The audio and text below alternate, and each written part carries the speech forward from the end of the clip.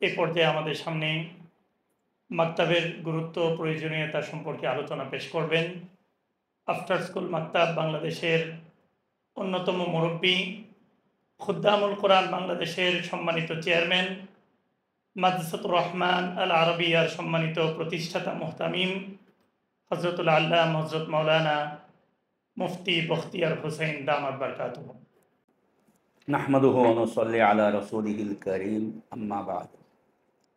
ফাআউযু বিল্লাহি মিনাশ শাইতানির রাজীম। বিসমিল্লাহির রহমানির রহিম। ফালাউলা নাফারা মিন কুল্লি ফিরকাতিন মিনহুম তাইফাতুন লিয়াতাফাক্কাহু ফিদ-দীন ওয়া লিয়ুনযিরু কওমাহুম ইযা রাজাউ ইলাইহিম লাআল্লাহুম ইয়াহযারুন। আমার সামনে উপস্থিত মুআল্লিম হযরত, একটা ঘটনা বলার জন্যই মূলত আমি এই আয়াতটা তেলাওয়াত করেছি। আমি ছাত্র জমানায় যেমন মৌলানা আবদুল্লাহ শামীম সাহেব একটু আগে বললেন, অনেক পড়াশোনা করছি। আসলেই অনেক পড়াশোনা করছি। ছাত্র জমানায় দিন রাত এক করে পড়াশোনা করছি। তার ভিতরে কিছু একটা চিন্তা ছিল, বড় হুজুর হইব, ভালো মুদারেস হইব, কমপক্ষে দাওরা পর্যন্ত আমার কিতাব পাইতে হবে। এরকম একটা চিন্তা চেতনা নিয়ে আসলে অনেক পড়াশোনা করছি। তো দাওরাত থেকে ফারিগ হওয়ার পরে জামিয়া খায়রুল মাদারিস মুলতান আমি সালের জন্য নিয়ত করে বের হয়েছি। আমি আর কাকের আইলে মৌলানা দিলওয়ার সাহেব, তো মৌলানা জামশেদ সাহেব হুজুর দিলওয়ার সাহেবকে সালে পাঠাইয়া দিয়েছেন আর আমাকে মাদ্রাসায় পাঠাইয়া দিয়েছেন, যাও তুমি গিয়ে ইফতা পড়ো। আমি আবার ইফতাও পড়লাম। 1996 সালে ইফতার পর আমাকে ওই মাদ্রাসায় মুদাররিস নিয়োগ দিয়ে দিলেন। আমার পড়ার যে আকর্ষণটা ছিল, ছাত্ররা কিভাবে যেন খুব আমার কাছে ভিড়ত। প্রথম বছরেই হেদায়া সানি পর্যন্ত 9টা কিতাব পড়াইতাম। তো কিতাবও পড়াইতাম, আবার তাকরারও করাইতাম। তো এইগুলি দেখা মুহতামিম সাহেব অনেক খুশি ছিলেন। আবার সরফ নাহর উপর একটা পারদর্শিতাও ছিল মৌলানা হানিফ জালান্দি সাহেব মুহতামিম। জি। তো জালালাইনের ছাত্র যারা, ওরা দাবি করলো যে আমরা জালালাইন শরীফ পড়তে চাই। তো ওই দিক দিয়ে আমার ভিতরে একটা অহংকার প্রচণ্ডভাবে কাজ করতেছিল যে খুব দ্রুত ইনশাল্লাহ দাওরা হাদিসের সবক পাবো। এই আশা নিয়ে নিজেও একটু মেহনত বাড়াই দিলাম। তো 6 মাস যাইতে না যাইতেই দক্ষিণ আফ্রিকার এক বহুত বড় বুজুর্গ আলেম মৌলানা আহমদ সাদেক দিসাই, মজলিসুল উলামার চেয়ারম্যান, এখনও আছেন। ওনার বয়স প্রায় 100 হবে। ওই সময় ওনার বয়স 65-70 ছিল। উনি পাকিস্তান যাইয়া আমাকে ডাকলেন ইসলামাবাদ। আমি ছিলাম মুলতান থেকে ইসলামাবাদ যাওয়ার পরে উনি বললেন, তুমি যে কিতাবগুলি পড়াইতেছ এগুলি যদি তুমি না পড়াও, এই জায়গা পূরণ করার মতো হাজার হাজার পাকিস্তানি আছে। তোমার দেশের মানুষ মুসলমান খ্রিস্টান হয়ে যেতেছে, ওইখানে তোমার যাওয়া উচিত। ওই সময় আমার একটা চিন্তা আসলো যে এই যে মৌলানা আবদুল্লাহ শামীম সাহেব বললেন, দিনই খেদমাতগুলি দেখলে মনে হয় যেন পুরো বাংলাদেশ একটা ইসলামী রাষ্ট্র হয়ে গেছে। আবার যখন আমরা ফিতনাগুলি দেখি তখন নৈরাশ হয়ে যাই, হতাশ হয়ে যাই। তো ওইখানে আমার এই চিন্তা যে বাংলাদেশে এত বড় বড় আলেম যাদের নাম শুনলে পাকিস্তানিরা পর্যন্ত দেখার আশা করে, শেখুল হাদিস আল্লামা আজিজুল হক সাহেব, মুফতি আমিনী সাহেব, এই ধরনের বহু ওলামায়ে কেরামের নাম তারা জানে না। ওরা বলে যে পাকিস্তান থেকে বাংলাদেশে ওলামায়ে কেরাম যোগ্য বেশি। তো এই ধরনের ওলামায়ে কেরাম থাকতে বাংলাদেশের মুসলমান কিভাবে খ্রিস্টান হয় এটা আমার বুঝে আসে না। তখন ওনারা বললেন একটা ঘটনা। এই ঘটনাটা রোমের একটা ঘটনা, ইটালির রাজধানী রোম। মৌলানা আহমদ সাদিক দিসাই রোমের যে ওই তৎকালীন সময়কার পাদ্রী ছিলেন পোপ জন পল নিজেদের কার্যক্রমের উপর একটা গৌরবময় অনুষ্ঠান ওইখানে করছিল, যে পুরা পৃথিবীতে কিভাবে তারা সেবা দেয়, শিক্ষার জন্য, চিকিৎসার জন্য, খাদ্যের জন্য, বস্ত্রের জন্য, মানুষের ঘর বাড়ি বানায় দেওয়ার জন্য যে খেদমতগুলি দিতেছে, এইগুলি তুলে ধরার জন্য পুরা বিশ্বের ধর্মীয় নেতৃবৃন্দদেরকে দাওয়াত দিছে। ওখানে বিভিন্ন ধর্ম, হাজার হাজার ধর্ম আছে বিভিন্ন দেশে। তো মুসলিম ধর্মের নেতৃবৃন্দের মধ্যে মৌলানা আহমদ সাদেক দিসাই দাওয়াত পাইছেন, 1995 সালের ঘটনা। আর আমার কাছে যে এই সংবাদ নিয়ে গেছেন ওটা হলো 1996 সালের ঘটনা। তো 95 সালে ওইখানে যখন গেলেন, পোপ জন পল খ্রিস্টানদের কার্যক্রমের গৌরবময় ঘটনাগুলি বাংলাদেশে যে ঘটছে এইগুলি ওখানে বর্ণনা করা শুরু করছে। তো প্রতিদিন কি পরিমাণ চাকমা, তারপরে মগ, ত্রিপুরা, হিন্দু, খ্রিস্টান হইতেছে ওইগুলিও বলতেছে, আবার কিছু মুসলমানও খ্রিস্টান হইতেছে এইগুলিও বলছে। এই সবগুলির গৌরবময় ইতিহাসগুলি বলতে বলতে এক পর্যায়ে বলছে যে ওই দিন বেশি দূর নয় যে বাংলাদেশ একটা খ্রিস্টান ধর্মে রূপান্তরিত হবে। এগুলি শোনার পর সেমিনার যখন শেষ হয়েছে ফাঁকে ফাঁকে উনি লাইব্রেরি চেক করতেন, যে পোপ জন পল যেখানে অবস্থান করছেন রোমে, ওখানে বিশাল বড় একটা ঐতিহাসিক লাইব্রেরি আছে। মোল্লা আহমদ সাদিক দিসাই উনি অত্যন্ত গবেষক মানুষ, তো উনি একটা মিনিটও নষ্ট করেন না, গবেষণার মধ্যে সময় কাটান। তো এই লাইব্রেরিগুলির মধ্যে গিয়ে একটা লাইব্রেরিতে একটা বই পাইছে, বুক, ওখানে একটা ইতিহাস বের করছে হলো বাংলাদেশ সম্পর্কে, বাংলাদেশ, ইন্ডিয়া, পাকিস্তান। এটা যখন ব্রিটিশদের হাতে ছিল ওই সময় এই দেশে তারা কি কি তৎপরতা চালাইছে, এখান থেকে যাওয়ার পরে তারা কি কি তৎপরতা চালাইতেছে ওই কাহিনীগুলি লেখা। তো ওখানে এক জায়গায় লেখা 1956 সালে বাংলাদেশ, ইন্ডিয়া, পাকিস্তান, ওই সময় তো ইন্ডিয়া আর পাকিস্তান ছিল, এটা ছিল পূর্ব পাকিস্তান আর পশ্চিমে ছিল পশ্চিম পাকিস্তান। তো দুটা দেশ ছিল, যে ভারত আর পাকিস্তানে আমরা যে রাজত্ব করলাম 200 বছর, এখানে কি দিতে পারলাম আর কি দিতে পারলাম না, এইগুলি একটা সার্ভে টিম পাঠাইছে। তো ওই সব টিম একটা কথা ওইখানে গিয়ে লেখছে, অনেক কিছুই লেখছে, তার ভিতরে একটা কথা লেখছে যে আমরা এই 3 দেশে এই 200 বছর রাজত্ব করে সব দিছি, কিন্তু একটা জিনিস দিতে পারি নাই, সেটা হলো ধর্ম দিতে পারি নাই।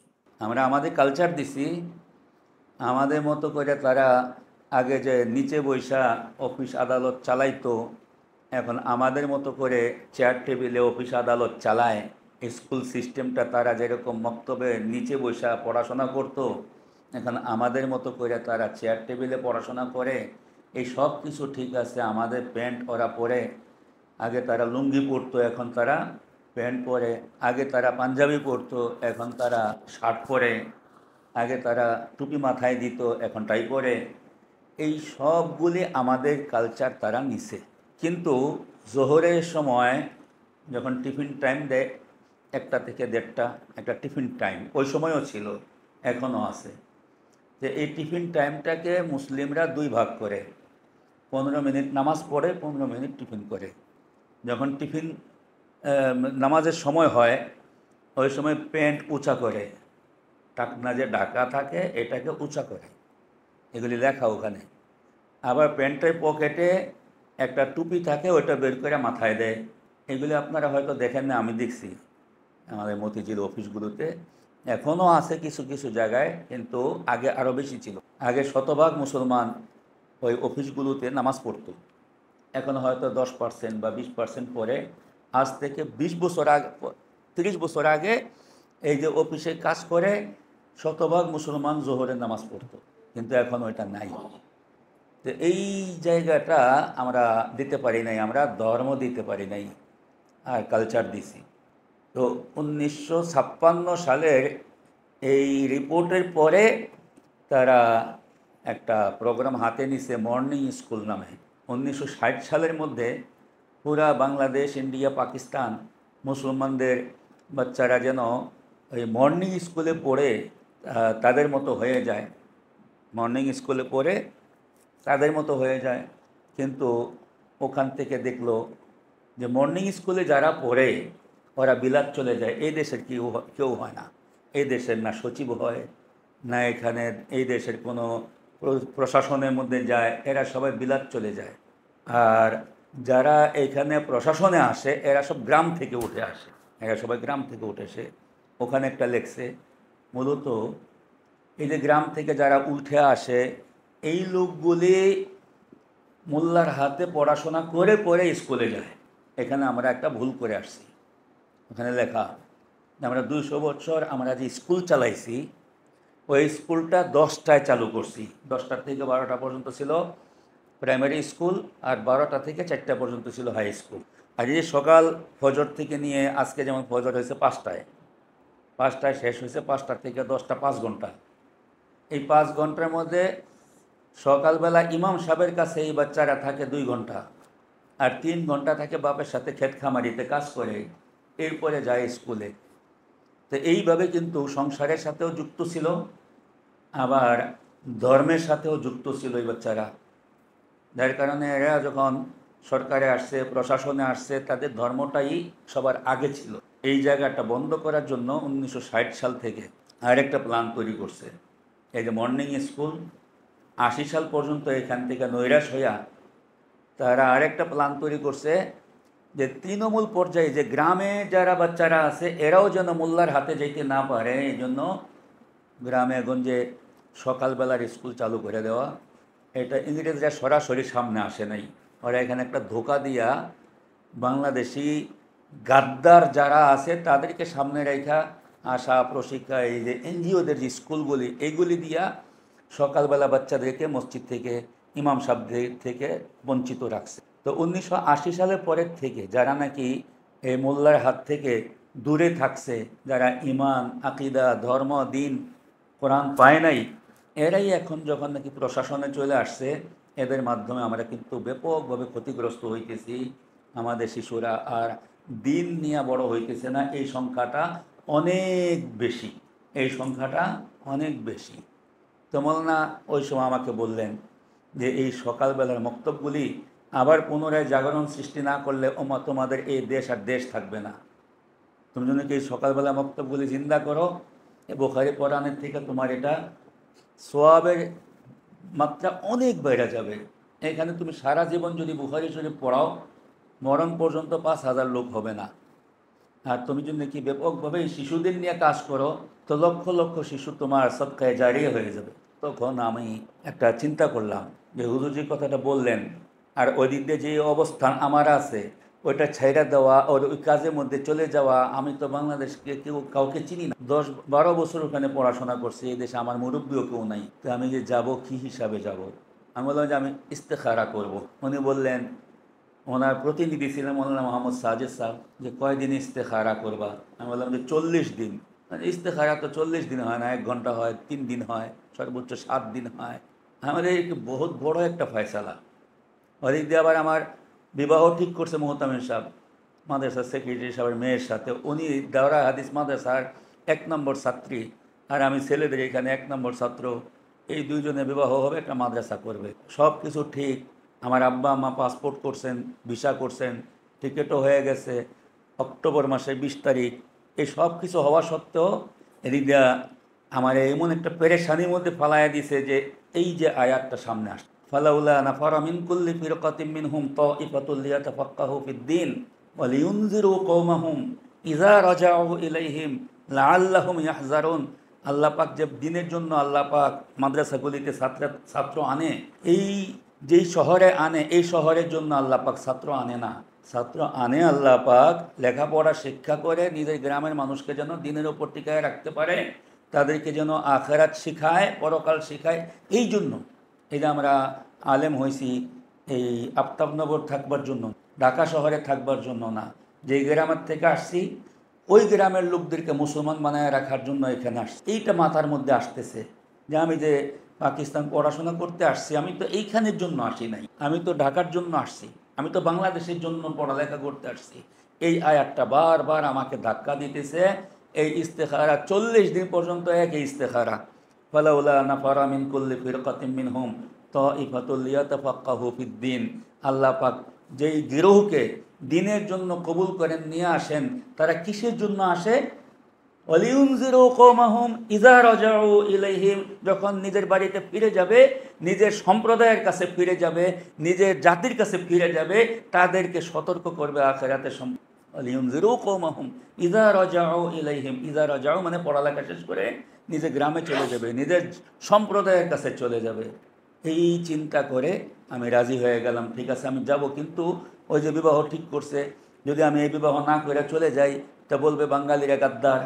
বললেন যে এটি ব্যবস্থা আমরা করি। তখন আমার এক ঘনিষ্ঠ বন্ধু, আমার চেয়ে আরও অনেক যোগ্য, তার সঙ্গে বিবাহের ইন্তজাম করে দিয়া এই দেশে আইসা আলহামদুলিল্লাহ প্রথম যেই দিন আসছি 1996 সালের নভেম্বর মাসের 10 তারিখে আসছি।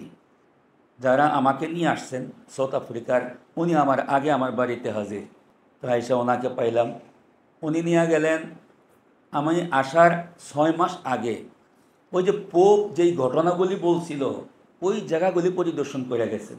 সুনামগঞ্জ শহর থেকে 50 কিলোমিটার দূরে, যেখানে যাওয়ার কোনো পথ ছিল না, এখনও পথ নাই, ওই সময় তো আরও ছিল না। তো আমরা 2টা হুন্ডা নিলাম, একটার মধ্যে বিদেশি 2 জন আর একটা হুন্ডার মধ্যে আমরা বাংলাদেশি 2 জন। তো চলতে চলতে যখন একটা নদী পার হইব, এই নদীর পারে যে বালু, এই বালু পার হওয়ার জন্য আধা কিলোমিটার ঠেলতে হয়, একজনে চালায় আর একজনে ঠেলে। তো আমরা বাংলাদেশি 2 জন চালাইছি আর পিছনে বিদেশি 2 জন ঠেলছে। পাশেই আরও 2টা হুন্ডা, 4 জন ইংরেজ, ইউরোপিয়ান ইংরেজ। তো ইংরেজ 2 জন মহিলা ঠেলতেছে আর 2 জন পুরুষ চালাইতেছে। এইভাবে নদীর পার গেলাম, একটা নৌকা, 4টা হুন্ডা, 8 জন মানুষ। এই 8 জন মানুষের মধ্যে 4 জন ইংরেজ, তাদের মধ্যে 2 জন মহিলা 2 জন পুরুষ, আর আমরা 4 জন, 2 জন বাংলাদেশি 2 জন বিদেশি। মাওলানা আহমদ সাদিক ডিসাই ওই সময় প্রায় 65-70 বছরের মানুষ। উনি ইংরেজদের সাথে কথা বলতেছেন, তারা কোত্থেকে আসছে, কিসের জন্য আসছে, কোথায় যাবে। দেখা গেল এই 4 জনের লিডার একজন মহিলা, ইউরোপিয়ান। উনি হইলেন 8 বছর আগে ইউরোপ থেকে তাকে এই জায়গায় তাশকিল করছে সুনামগঞ্জের যেই গ্রামে আমরা যাইতেছি, ওই গ্রামে। ওখানে 80টা পরিবার। এই 80 পরিবারকে তারা ভূমিহীন ছিল, তাদের ঘর বানায় দিছে, তাদের জন্য একটা কমিউনিটি সেন্টার তৈরি করে দিছে। এখান থেকে তাদের শিক্ষা দীক্ষা টেলিভিশনের মাধ্যমে ইউরোপ থেকে হয়, আর এইগুলি উনি দেখাশোনা করেন। আর এই জায়গাটার মধ্যে 40 পরিবার খ্রিস্টান হয়েছে, 40 পরিবার বাকি আছে। তাকে টাইম দেওয়া হয়েছে 10 বছর। এই 10 বছরে এই 80 পরিবারকে খ্রিস্টান বানানোর জন্য যত টাকা লাগে ওখান থেকে দিবে, আর তাবলিগ করার জন্য এই 4 জন, 2 জন পুরুষ 2 জন মহিলা। এই 4 জনের লিডার হইল মহিলাটা। ও গর্ব সহকারে বলতেছিল ওই নৌকার মধ্যে যে আমাদের এই সেবা, আমাদের এই ব্যবস্থাপনা দেখে এই গ্রামের 40টা পরিবার খ্রিস্ট ধর্ম দীক্ষিত হয়েছে, আর 40টা বাকি আছে। 2 বছরের ভিতরে এই 40টাও হয়ে যাবে, তখন আমার মেয়াদ পূর্ণ হয়ে যাবে 10 বছর। 10 বছরের জন্য ইউরোপ থেকে তাশকিল হয়ে, আর আমাদের ওলামাদের জন্য 1 সাল, তারপরে 3 চিল্লা, এটাও আমরা দেই না। আর ওরা মুসলমানদেরকে খ্রিস্টান বানানোর জন্য 10 বছরের তাদের তাশকিল হয়, তাও মহিলা। এই তাদের মেহনত কীরকম কঠিন জায়গার মধ্যে তারা তাশকিল হইল, যে সুনামগঞ্জ টাউন থেকে তাহেরপুর থানা, লালঘাট ইউনিয়ন, ওই গ্রামের ভিতরে গিয়া তারা এই কার্যক্রম চালায়। তা আমরা ওইখানে যাওয়ার পর জোহরের ওয়াক্ত হয়ে গেল, আশেপাশে কোনো মসজিদ, মক্তব, মাদ্রাসা কিছুই নাই। বাধ্য হইয়া তাদের এই যে কমিউনিটি সেন্টার, ওখানে বসলাম। একটা সাইডে তাদের অফিস আছে, এই অফিসের মধ্যে 4 জন ইংরেজ বসলো, আর হল রুমের মধ্যে আমরা বসলাম।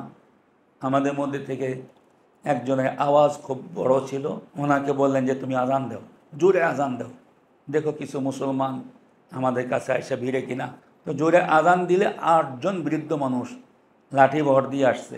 আসার পরে বলল যে আমরা এই গ্রামে 8 বছর যাবৎ বসবাস করতেছি, 8 বছরে আজকে আজান শুনলাম, এই জন্য দেখতে আসছি আপনারা কারা। তাদেরকে নিয়ে জামাতের সাথে নামাজ পড়লাম। নামাজের পরে তাদের হাল কুরসি করে জানতে পারলাম যে 40 পরিবার তারা খ্রিস্টান হয়ে গেছে, 40 পরিবার বাকি আছে। এরাও আশঙ্কাজনকভাবে আছে, যেহেতু কোনো ওলামায়ে কেরাম বা কোনো মুসলমান তাদের সহযোগিতায় যায় নাই, এই জন্য দিশেহারা হয়ে তারা তাদেরই কথা মানে, তাদের সাথেই চলে। শুধু ইমানটুক বাকি আছে 40 পরিবারে, বাকি সব কিছু তাদেরই দিয়ে দেওয়া। তাই আমি বললাম যে আপনাদের এখানে যদি আমরা একজন হুজুর দেই, আপনারা এই 40 পরিবার 40 দিন খাওয়াবেন, তো ওরা রাজি হয়ে গেছে, খুশি হয়েছে। আমি বললাম যে বেতন দেওয়া লাগবে না, বেতনটা আমরা দিব। ওই সময় 2000 টাকা ধার্য করলাম। মৌলানা আবদুল্লাহ নামে একজন লোক, উনি খুব কুরবানির সাথে ওখানে থাকলেন। আলহামদুলিল্লাহ, ওই যে ওদের বানানো গির্জা, তারপরে ওটা ওরা সরায় নিয়ে গেছে। যেই কমিউনিটি সেন্টারটা ছিল, এইখানে মৌলানা আবদুল্লাহ সাহেব দাগ দিয়া দিয়া কাতার বানায়া ওই 40 পরিবারে মুসলমানদেরকে নামাজ পড়াইছে। এই যে এখন ওখানে একটা মসজিদ হয়ে গেছে, মাদ্রাসা হয়ে গেছে। ওই যে ওই ঘরটা, ওইটা মাদ্রাসা হেফজোখানা। তো এইভাবে জন্য কি মৌলানা আহমদ সাদেক সাহেব সাউথ আফ্রিকার থেকে, দক্ষিণ আফ্রিকার থেকে আইসা আমাদের দেশের মুসলমান সন্তানদের হাল পুষ্টি করতে পারে। তা আমরা ঢাকা শহরে থাইকা আমাদের কি এই গ্রামগঞ্জে খোঁজ খবর নেওয়া উচিত না? তার পাশাপাশি এই যে শহরের মধ্যে যে বাচ্চারা আছে, এদের নিয়ে মৌলানা আব্দুল কাইয়ুম সাহেব ছাত্র জমানায় আমাকে একদিন বলল যে হুজুর, আপনি যে গ্রামগঞ্জে কাজ করতেছেন, এর চেয়ে ভয়ঙ্কর পরিস্থিতি তো হইল শহরে। শহরের বাচ্চারা তো এই মসজিদে গিয়ে যে পড়বে, এই পরিবেশও পায় না। এরা তো বিলকুল ইমান শূন্য অবস্থায় বড় হইতেছে। আমি বললাম, তুমি তো জোয়ান মানুষ, আবার শহরের ভিতরে কাজ করার জন্য কিছু কৌশল খোঁজো আর আগে বাড়ো। তো এমন আব্দুল কাইয়ুম মাশাআল্লাহ, এই যে আফটার স্কুল মক্তব নামে যে প্রোগ্রামগুলি শহর ভিত্তিক করতেছে। আমি অনেক জায়গায় গেছি, গিয়ে দেখছি যে এই যেরকম নৈরাশ হয়ে গেছিলাম, আলহামদুলিল্লাহ আশা জাগানি এক প্রোগ্রাম এনারা জোয়ানরা নিয়ে আগাইতেছে। আপনারা এদের সাথে যুক্ত হইলেন। আমি কিন্তু মনের থেকে খুব দোয়া করি যে কোনো একটা শিশু যেন কোরআনি তালিম থেকে, দিনী তালিম থেকে বঞ্চিত না হয়। যে যেইভাবে পারি, যেমন সাগরের মধ্যে জাল ফালায়, কিছু আছে ছোট ছোট ফাঁক থাকে, কিছু থাকে বড় বড় ফাঁক। তো আমরা বড় ফাঁকওয়ালা জাল নিয়ে আসি, আপনারা ছোট ফাঁকওয়ালা জাল নিয়ে শহরে বাচ্চাগুলি ধরেন। সব বাচ্চাদেরকে যে কোনো উপায়ে ধইরা এদেরকে ভ্যাকসিন দিয়া আমরা যদি ছেড়ে দেই, এই যদি কি অক্সফোর্ডেও যায় তবুও বেদিন হবে না ইনশাআল্লাহ। এই যে পীর জুলফিকার আহমদ নকশবন্দি, নাম শুনছেন মনে হয়, এখন বিশ্বের অনেক বড় সুফিদের মধ্যে একজন। তো ইনি যেই উস্তাদের কাছে পড়াশোনা করছে, আমি কিন্তু ওই উস্তাদের কাছেই পড়াশোনা করছি। তো ওনার থেকে শুনলাম যে এই যে শৈশবকালে একটা ইমানের ভ্যাকসিন দিয়ে দিছে, অক্সফোর্ডে গিয়ে উনি এই ইমানকে লালন পালন করছে। তার এই লেখাপড়ার মাধ্যমে তারা ওই অক্সফোর্ডের মধ্যে ইসলামের দাওয়াত দিছে ছাত্র অবস্থা। এই জন্য আমরা জন্য কি এখানে বাচ্চাদেরকে, শিশুদেরকে এই ইমানই ভ্যাকসিন দিয়ে দেই। ওরা এখন জন্য কি অক্সফোর্ডেও চলে যায়, ওখানে ইমানের দাওয়াত। আমি আর আলোচনা দীর্ঘায়িত করব না, আপনাদের তো পড়ালেখা আছে। এই পড়ালেখার অনেক সময়টা আমি নষ্ট করে ফেলছি। আশা করি আমাদের এই প্রোগ্রামটাকে আপনারা সারা দেশব্যাপী আগায় নেবেন। সারা দেশে অনেক শহর আছে, গ্রাম আছে। গ্রামের মধ্যে আমরা কাজ করি, শহরের মধ্যে আপনারা কাজ করেন। সবাই সব জায়গায় একজন আরেকজনকে সহযোগিতা করে এগিয়ে নেই। আখিরু দাওয়ানা আনিল হামদুলিল্লাহি রাব্বিল আলামিন। আলহামদুলিল্লাহি রাব্বিল আলামিন ওয়াসসালাতু ওয়াসসালামু আলা সাইয়্যিদিল আমবিয়াই ওয়াল মুরসালিন وعلى آله وأصحابه أجمعين ربنا تقبل منا إنك أنت السميع العليم وتب علينا إنك أنت التواب الرحيم ربنا اغفر لنا ولإخواننا الذين سبقونا بالإيمان ولا تجعل في قلوبنا غلا للذين آمنوا ربنا إنك رؤوف رحيم يا الله এই সুবাহি মক্তব, আফটার স্কুল মক্তব আর স্কুল মক্তব, এই সব মিলায়া সবারই যে উদ্দেশ্য মুসলমানের সন্তানরা যেন মুসলমান হইয়া বড় হইতে পারে, এই প্রোগ্রামগুলিকে আপনি কবুল ও মঞ্জুর করে নেন। বিশেষ করে এই আফটার স্কুল মক্তব, দারুল আকরাম ইনস্টিটিউটকে আপনি সারা পৃথিবীর জন্য কবুল করে আনেন। আল্লাহ এর জন্য যত রিজাল প্রয়োজন, আল্লাহ আমার সামনে যে উপস্থিত মুআল্লিম ভাইয়েরা আছে, ইনাদেরকে সেই পুরা পৃথিবীতে এই দিনের দাওয়াত আল্লাহ কোরআনি মেহনতকে পৌঁছায় দেওয়ার জন্য কবুল করে আনেন। সুবহান রাব্বিকা রাব্বিল ইজ্জাতি আম্মা ইয়াসিফুন ওয়া সালামুন আলাল মুরসালিন আলহামদুলিল্লাহি রাব্বিল আলামিন।